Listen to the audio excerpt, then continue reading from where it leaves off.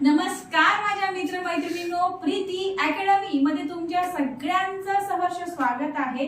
मागील व्हिडिओ मध्ये आपण बऱ्याचशा कन्सेप्ट क्लिअर केलेले आहे। आपण स्मरण हा टॉपिक पाहत होतो। स्मरण या टॉपिक मध्ये आपण याचे वेगवेगळे प्रकार बघितले, जसं वेदनिक स्मृती बघितली, त्याच्यानंतर आपण त्याचे दोन प्रकार बघितले, प्रतिमा स्मृती, प्रतिध्वनी स्मृती, आणि आता आपल्याला अल्पकालीन स्मृती आणि दीर्घकालीन स्मृती हे दोन भाग आपले पाहायचे राहिले। पण त्या अगोदर मी तुमच्यासाठी खूप महत्त्वाचा टॉपिक घेऊन आलेले आहे। तो टॉपिक म्हणजे काय की संस्करण पातळी सिद्धांत। स्मरण याचे वेगवेगळे सिद्धांत आहे, वेगवेगळ्या मानसशास्त्रज्ञांनी दिलेले। बहुसंचय प्रारूप सिद्धांत आहे, त्यानंतर संस्करण पातळी सिद्धांत हा सुद्धा। तर आज आपण संस्करण पातळी सिद्धांत बघणार आहोत। यालाच इंग्लिश मध्ये लेवल ऑफ प्रोसेसिंग थेअरी असं म्हटलं जाते। व्हिडिओ खूप जास्त महत्त्वाचा आहे। व्हिडिओ जर तुम्हाला आवडल्यास नक्कीच लाईक आणि सबस्क्राइब करा, आणि ज्याला गरज असेल त्याला शेअर करायला विसरू नका। चला व्हिडिओ स्टार्ट करूया।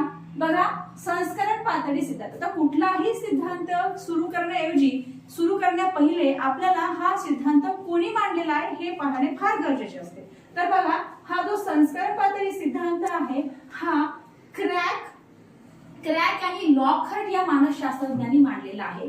क्रॅक आणि लॉकहार्ट या मानसशास्त्रज्ञांनी हा संस्करण सिद्धांत मांडलेला आहे। मग त्यांनी काय सांगितलं सिद्धांतामध्ये?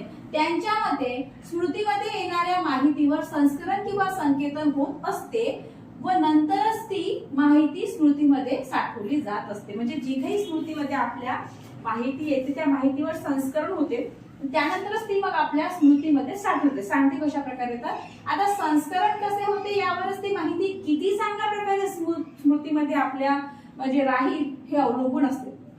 संस्करण म्हणजे प्रोसेस ही जर समजा सखोल असेल तर स्मृती दीर्घकाळ टिकते, पण जर ते उथळ असेल, वरवरची असेल तर मग स्मृती दीर्घकाळ टिकत नाही।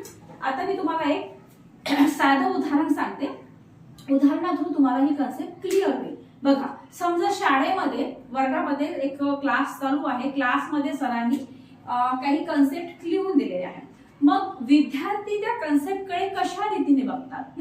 जर समजा त्यांनी वरवर असं बघितलं की हा हे आहे असं आहे नॉर्मल आहे, तर काय होईल? त्यांचे संस्करण योग्य प्रकारे होणार नाही, ते प्रोसेस जी आहे ना ती चांगल्या प्रकारे होणार नाही। परंतु जर समजा विद्यार्थ्यांनी कन्सेप्ट चांगली समजून घेतली, मेन मुद्दे क्लिअर केले, तर काय होईल? ते संस्करण खूप चांगल्या प्रकारे होईल। ठीक आहे, पुढे बघा, ते काय म्हणतात की क्रॅक आणि लॉकहार्ट याच्या मते फक्त उजळणी किंवा पुनरावृत्ती केल्यामुळे एखादा घटक दीर्घकाळ स्मृतीत टिकू शकत नाही, तर त्यांच्यावर सखोल प्रक्रिया झाली तरच तो दीर्घकाळ स्मृतीत राहतो। यांच्या मते की तुम्ही फक्त, आपण जसं म्हणतो मुलांना की उजळणी कर, पुनरावृत्ती कर, 3 पाठांतर कर म्हणतो, पण यांच्या मते तुम्ही फक्त उजळणी आणि फक्त पुनरावृत्ती केली तर तो तुमच्या लक्षात राहणार नाही, परंतु जर समजा त्याच्यावर प्रक्रिया जर सखोल झाली तर तुमच्या ते चांगलं लक्षात राहू शकते।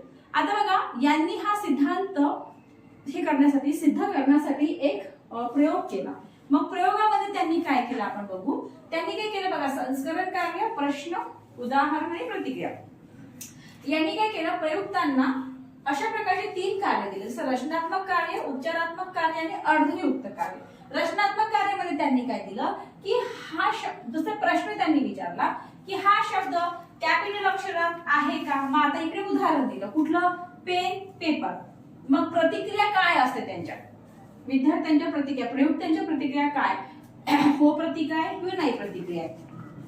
त्याच्यानंतर उपचारात्मक कार्य, याच्यामध्ये त्यांनी प्रश्न विचारला की भाई याचा उच्चार पटपट सारखा आहे का? इथे त्यांनी उदाहरण दिलं, कटकट आणि डोकेदुखी। तर इथे पण त्यांनी प्रतिक्रिया दिली, होय आणि नाही। ठीक आहे, समोर जाऊ। इथे बघा, अर्धयुक्त कार्य। आता इथे बघा त्यांनी काय म्हटलं की हा शब्द या वाक्यात बसतो का? इथे तो रिकामी जागा बस मध्ये भेटला, इथे ऑप्शन दिले कावडा की मित्र, मग कोण बसला की तो मित्र बसमध्ये बसला, इथे पण होय नाही अशी प्रतिक्रिया व्यक्त केली आहे।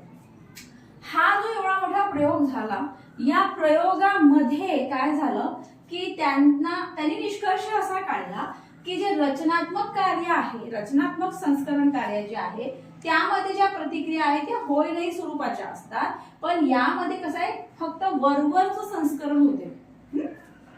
कारण की बघा, कॅपिटल अक्षरात आहे का? पेन पेपर जास्त पाहावं लागते का? नाही, है की नाही? तर मग हे काय संस्करण वर्डवरचे आहे. त्यानंतर हे जे उपचारात्मक कार्य आहे त्यांनी सांगितलं की इथे काय की मध्यम स्वरूपाचे संस्करण होते, परंतु जे अर्धयुक्त कार्य आहे इथे जर संस्करण जे काही आहे ते पूर्ण प्रदीर्घ स्वरूपाचे होते, सखोल स्वरूपाचे संस्करण होते. तर अशा प्रकारचे संस्करण होणं, अर्धयुक्त कार्य अशा प्रकारचे संस्करण होणं आवश्यक आहे. अशा प्रकारचे जर संस्करण झाले तर तुमचं जे हे आहे कुठली कन्सेप्ट आहे ती मुलांना चांगल्या प्रकारे समजेल. आलं तुमच्या लक्षात?